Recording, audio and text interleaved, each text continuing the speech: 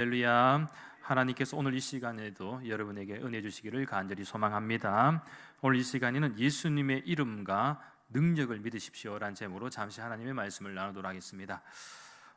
지난 8월 달에 서울대학교 서울대학교 그 후반기 갈까요?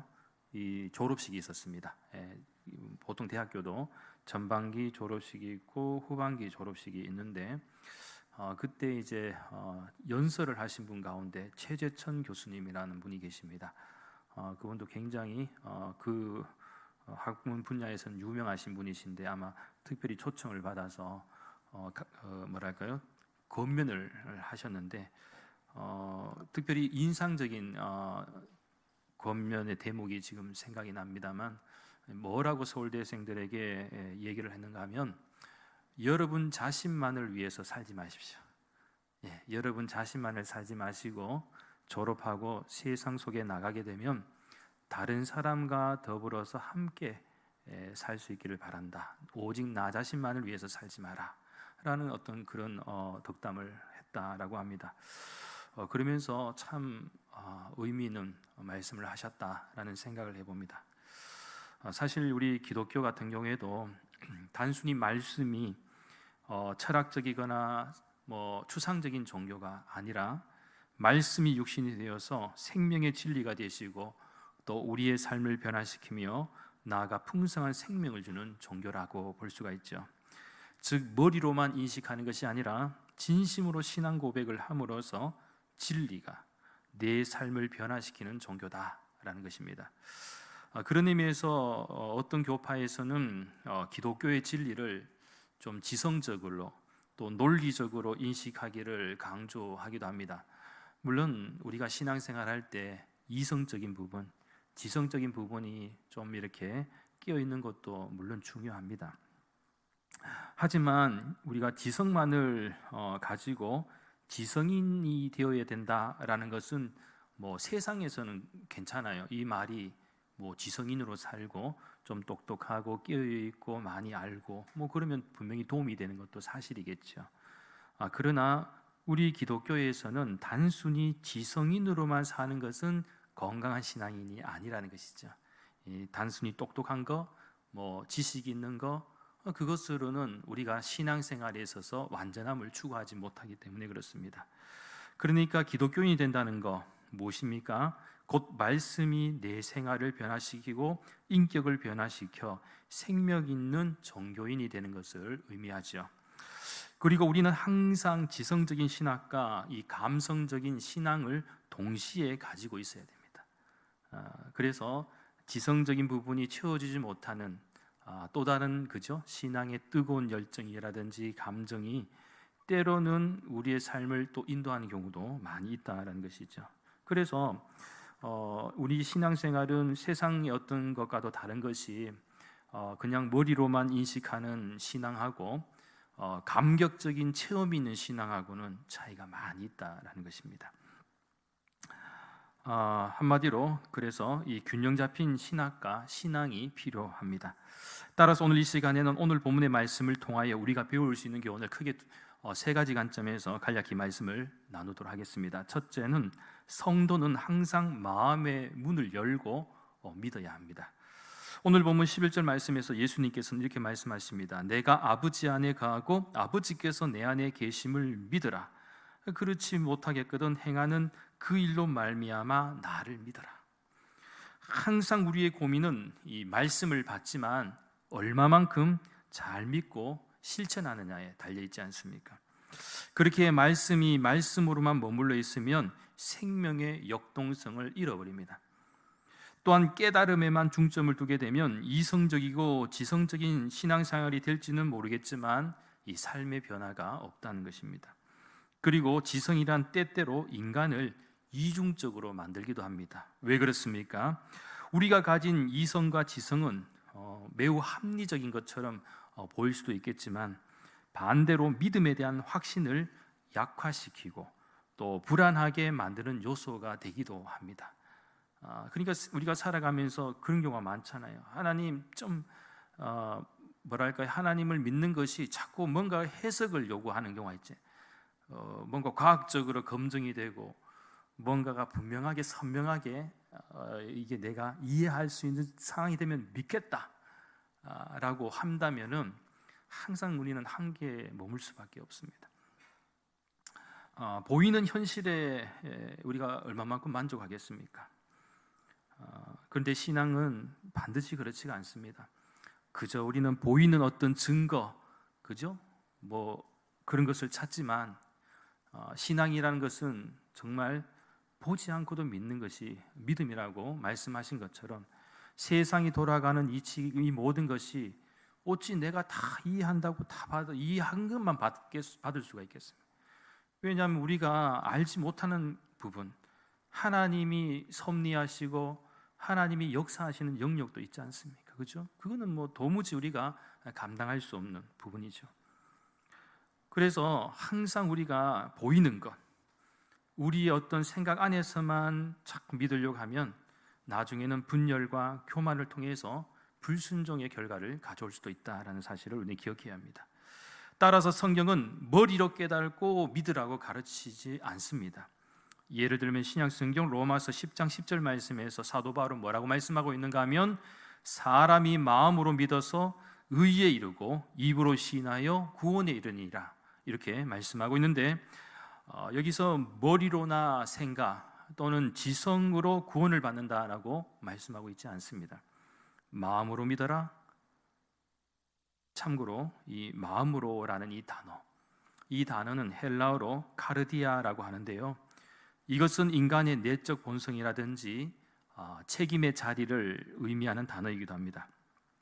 그러니까 인간은 자신의 마음에서 비롯된 행동에 대해서 책임을 져야 한다라는 것입니다. 그렇기에 이 카르디아는 하나님께서 인간을 다루시는 자리이며 나아가 이곳에서 하나님께 순종할 것인지 불순종할 것인지가 결정된다는 사실입니다. 우리 마음이 중요한 것이 바로 그거죠. 여러분의 마음이 굉장히 이성적으로 똘똘 뭉칠 수도 있고 감성적으로 뭉칠 수도 있습니다. 그런데 항상 우리의 마음 속에서는 어떤 선택이 옵니까? 매 순간 하나님의 말씀이 주어질 때 순종할 것인가, 순종하지 않을 것인가, 그죠? 선택의 기로가 항상 마음에 있다는 것. 따라서 마음의 문제가 중요하다는 사실을 가르쳐주고 있습니다.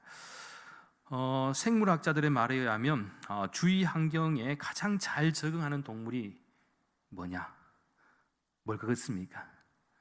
환경에 가장 잘 적응하는 동물 한번 말씀해 주시겠습니까? 네? 사람. 정연희 권사님이 자신감 있게 말씀을 해주셨습니다. 동의하십니까? 사람. 맞습니다. 사실 보면은 지구상에 인간이 살지 못하는 곳이 거의 없어요. 맞죠? 지금 생각해 보면 북극곰은 북극에서만 살아요. 그죠? 사자는 어디에 삽니까? 아프리카에. 물론 사자도 딴 데 옮기면 좀 살 수는 있습니다. 펭귄도 사막에서는 못 살지만, 그죠? 펭귄도 뭐 남극이나 이렇게 살고 있지 않습니까? 그런데 보면 모든 지역에 다 분포되어 있는 게 인간입니다. 인간. 생명력 대단하고 생존력도 대단하고 이 만물의 영장이라고 할 수 있을 정도로 인간이 진짜 대단해요. 이제는 꿈을 꾸죠. 무슨 꿈을 꿉니까? 달에도 가겠다. 달에도 살아보고 싶고 화성에도 가서 살아보고 싶고 그 다음부터는 좀 더 태양계를 벗어나서 막 가고 싶은 그 정도의 열망을 가지고 있는 것이 인간입니다. 대단합니다. 한마디로 대단한 적응력을 가지고 있는 것이죠. 뿐만 아니라 인간은 다른 동물과 달리 영적인 동물이기도 하죠. 여러분 사자가 기도하는 거 봤습니까? 음식을 앞에 놓고 오늘도 일용할 양식을 주셔서 감사합니다. 맛있게 잘 먹겠습니다. 아멘 하고 사자가 기도하는 거 못 봤지 않습니까? 인간이 기도를 하죠. 항상 변화를 원하고 고차원적인 삶의 방식을 추구하며 살아가는 것이 인간입니다. 따라서 우리에게 믿음이 있다는 것은 단순히 환경에 적응하는 것이 아니라 나의 이성과 지성, 상식과 합리성을 온전히 이 초월의 하나님께 복종하며 산다라는 것을 의미합니다. 그렇게 우리는 예수님의 말씀처럼 항상 우리의 마음의 문을 좀 활짝 열고 이 하나님의 내주하심과 존재하심을 믿어야 할 줄 믿습니다. 그리고 만일 우리들이 전적으로 믿는 믿음의 신앙을 가질 때에 이 하나님께서 주신 무한한 잠재력을 개발할 수 있다는 사실도 꼭 믿으시기 바랍니다. 그래서 오늘 보면 6절 말씀처럼 예수께서 이르시되 내가 곧 길이요 진리요 생명이니 나로 말미암지 않고는 아버지께로 올 자가 없느니라는 이 말씀이 우리에게 생명의 말씀이 될 수 있기를 예수님의 이름으로 간절히 축원합니다. 둘째는 성도는 이 세상 속에서 할 수 있는 일이 생각보다 많다라는 사실입니다. 오늘 보면 12절과 13절 말씀에 주목하시면 예수님은 아주 중요한 관점에서 말씀을 하시죠. 내가 진실로 진실로 너에게 이르노니 나를 믿는 자는 내가 하는 일을 그도 할 것이요 또한 그보다 큰 일도 하리니 이는 내가 아버지께로 감이라. 너희가 내 이름으로 무엇을 구하든지 내가 행하리니 이는 아버지로 하여금 아들로 말미암아 영광을 받으시게 하려 함이라. 사실 우리가 할 수 있는 능력과 의지는 한계가 있습니다. 어느 정도까지는 잘할 수 있습니다. 그러나 어느 누구든지 계속해서 잘할 수 있다거나 또 완벽하게 잘할 수는 없습니다. 예를 들면 예수님께서는 3년 동안 팔레스틴의 지역적 환경과 또 문화적 제한 속에서 12제자를 훈련시키셨지 않습니까? 물론 예수님과 함께 할 때는 그들은 하나같이 그들의 부족함과 연약함 또 실수를 여지없이 드러냈습니다. 그러나 그들이 예수님께 받은 훈련이 절대로 헛된 시간들이 아니었다는 것은 예수님이 돌아가시고 그죠? 부활승천하신 이후에 성령의 역사가 일어났지 않습니까? 특별히 예수님의 수제자였던 베드로 같은 경우에는 오순절 마가의 다락방 사건 이후에 이 복음을 전하자, 예수님의 이름으로 복음을 전하자 막 3,000명이 회개하는 그런 놀라운 은혜와 역사도 일어났고요. 또 초대교회 당시 그 엄청난 이 로마의 핍박과 이 박해 앞에서도 오히려 복음은 더 강하게 전파가 되었습니다. 이러한 역사와 능력은 하나님을 온전히 믿는 사람에게 주시는 무한한 가능성과 잠재력이기도 하지요. 비록 지리적, 문화적 한계에도 불구하고 예수님의 제자들이 감당할 수 있었던 것은 그들이 정말로 예수 그리스도를 믿기 시작할 때부터였다는 것입니다. 그러니까 능력이 나타난 것입니다. 오히려 아이러니하게도 예수님과 함께 할 때는 그런 믿음이 탁월하게 나타나지 않았어요. 모르겠습니다. 막 그냥 스승님이 알아서 다 하시니까 우리는 그냥 따라만 가자. 막 그래서 믿음이 더 확신이 없었는지. 근데 상식적으로 생각하면 제 같으면 막 기적의 역사가 일어나고 그죠? 막 귀신이 떠나가고 죽은 자가 막 살아나고 그죠? 그러면 저는 100% 확실하게 더 믿을 것 같아요. 그렇지 않습니까? 아멘, 저는 믿습니다 하고 막 그냥 절대적으로 예수님께 순종할 것 같은데 이상하게 예수님과 함께할 때는 귀신조차도 떠나보내지 못할 정도로 능력도 없고 의심도 계속하고 마지막 십자가 사건 때에도 예수님을 끝까지 동행하지 못했다는 것은 굉장히 아이러니하다는 것입니다. 그런데 그래도 헛되지 않은 것이 예수님이 곁에 없고 성령님이 보혜사 성령이 너와 함께 하겠다라고 했는데 예수님이 없으니까 능력이 막 더 나타난다는 거, 그것도 신기하지 않습니까? 심지어는 베드로 같은 경우에는 주님의 이름으로 이제 담대하게 선포하는 역사가 일어납니다. 신약성경 사도행전 2장 21절 말씀에서 누구든지 주의 이름을 부르는 자는 구원을 받으리라 이렇게 선포를 하죠. 또한 3장 6절 말씀에서도 음과 그는 내게 없거니와 내게 있는 이것을 내게 주노니 나사렛 예수 그리스도의 이름으로 일어나 걸어라 이 선포를 하니까 그죠? 잠잠이가 쫙 일어나는 이 치유함을 받는 역사도 있게 되었다라는 것입니다. 그렇습니다. 예수님은 주님의 이름으로 선포하는 자에게 우리가 상상할 수 없는 무한한 가능성과 잠재력을 허락하여 주셨고, 우리의 한계를 뛰어넘어 할 수 있는 많은 일들을 허락해 주셨습니다. 사실 여러분 생각보다 능력이 없다라고 생각하시는 분이 많을 거예요. 특히 영적으로 나는 아직까지 목사님 능력이 없는 것 같아요, 그렇게 생각하시는 분이 계실 거예요. 저는 근데 절대 그렇게 생각하지 않습니다. 여러분도 굉장히 갈급함이 오고 정말 어떤 문제에 부딪히면 정말 예수님의 이름으로 선포를 안 해봐서 그렇지, 이 선포하게 되면 생각보다 나도 이 능력이 있구나라는 깨닫는 순간이 있어요.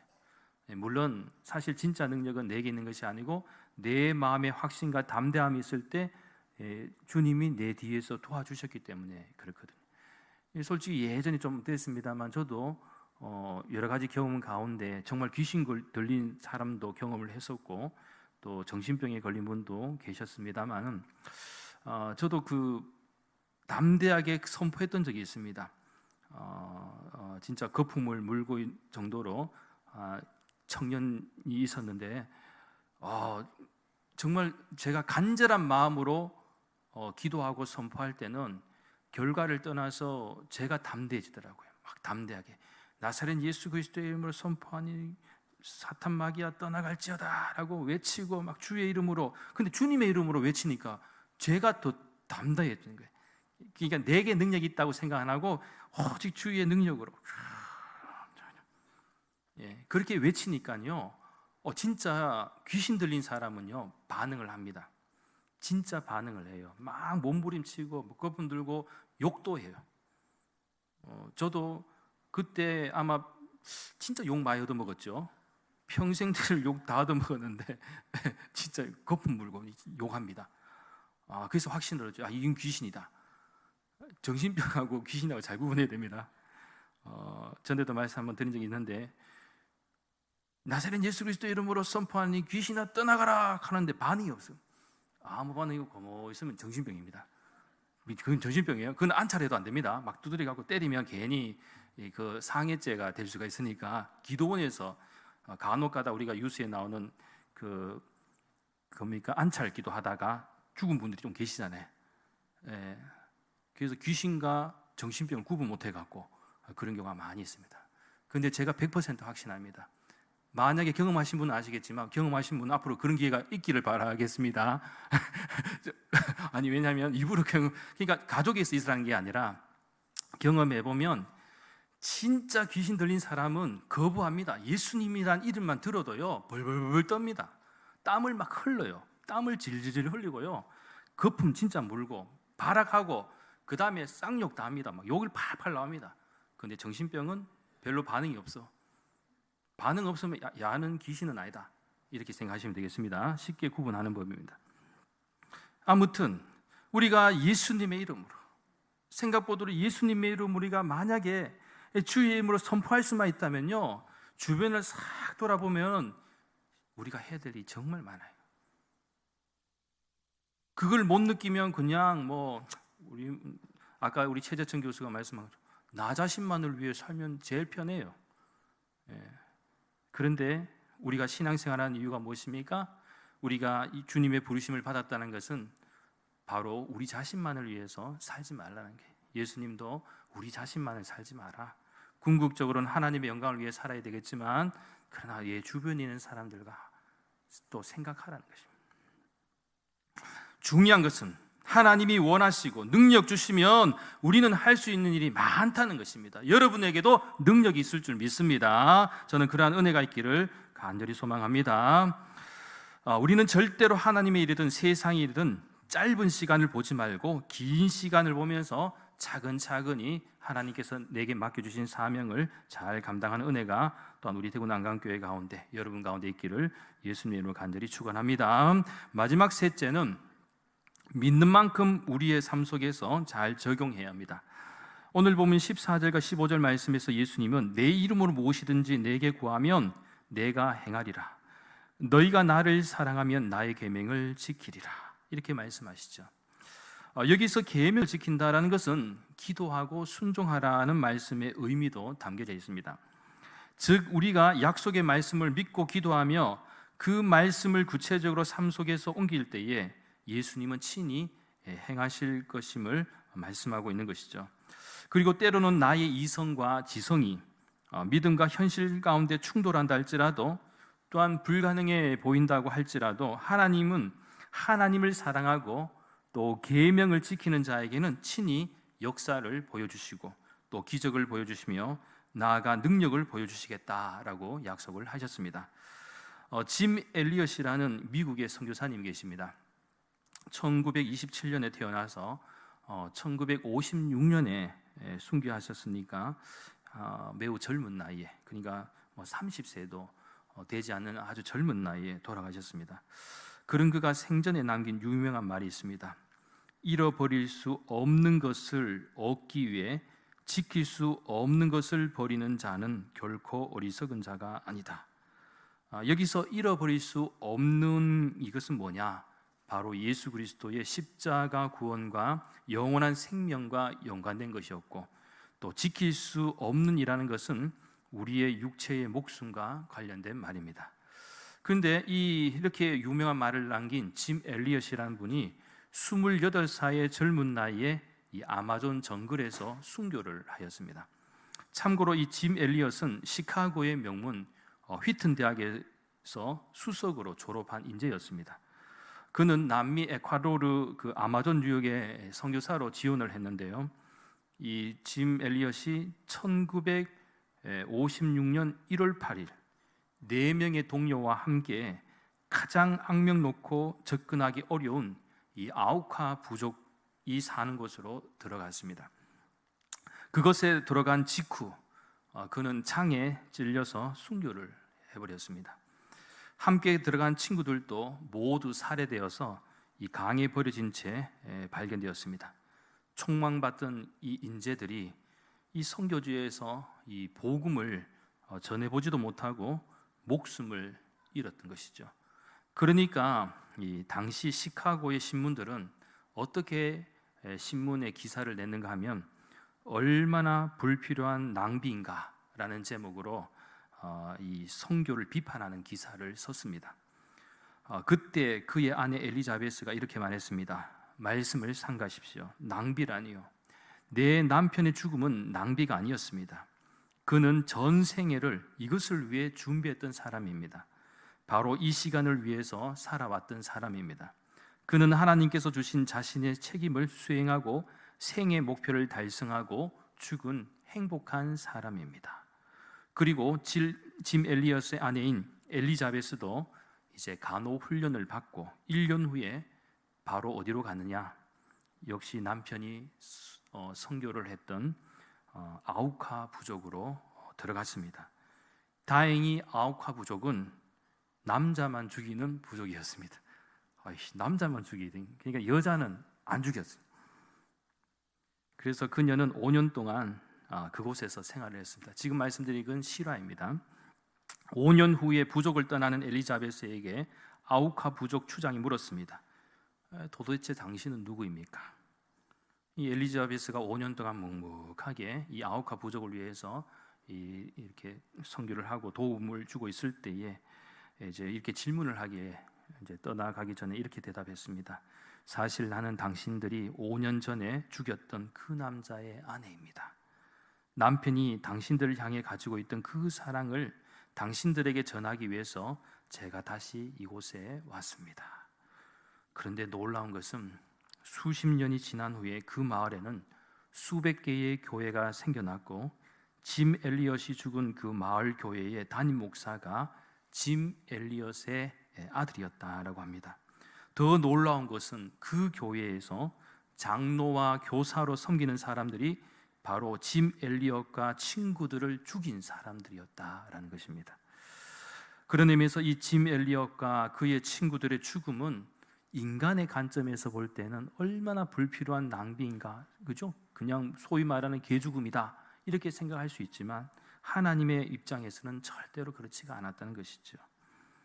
불필요한 낭비가 아니라 어쩌면 거룩한 낭비였다라는 것을 우리들에게 잘 교훈하고 있습니다. 그렇습니다. 오늘 우리 시대는 특별히 우리 한국적인 배경 속에서는 순교까지 할 상황은 절대 아닙니다. 그러나 모양만 다를 뿐 여전히 예수님을 알지 못하고 믿지 못하는 수많은 사람들이 있습니다. 그리고 그러한 사람들에게 복음을 전하려면 먼저 나 자신이 예수님의 이름과 능력을 믿어야 할 줄 믿습니다. 그래서 참 균형 잡힌 신학과 신앙을 가지고 특별히 성도는 어떠한 환경과 상황 속에서도 이 마음의 문을 활짝 열고 예수님을 잘 믿음으로 먼저 내가 이 강한 확신을 가지고 우리들에게 할 수 있는 일들이 주님이 맡겨주신 일들이 여전히 많다라는 그 사실을 또 기억하고 또 우리가 믿는 만큼 세상 속에서 잘 적용되어야 함을 기억하고 올 후반기에는 우리 대구 난강교회가 하나님의 놀라운 기적과 또 은혜가 충만한 역사를 이루고 경험할 수 있는 복된 시간들이 될 수 있기를 예수님의 이름으로 간절히 축원합니다. 기도드리겠습니다. 거룩하신 하나님, 이 세상을 살아가는 동안 우리 믿는 성도들이 항상 마음의 문을 활짝 열고 예수님을 잘 믿게 하여 주시고 특별히 순종하여 예수님의 이름과 능력을 믿게 하여 주시옵소서. 그래서 균형 있는 신학과 신앙이 되게 해주시고 어떠한 환경과 상황 속에서도 성도가 이 세상 속에서 감당해야 할 일들이 많음을 기억하며 믿는 만큼 우리가 할 수 있는 복음의 사역들도 잘 감당하고 우리의 삶 속에서 잘 적용하게 하여 주시옵소서. 감사를 드리며 모든 말씀 거룩하신 예수님의 이름으로 간절히 기도하옵나이다.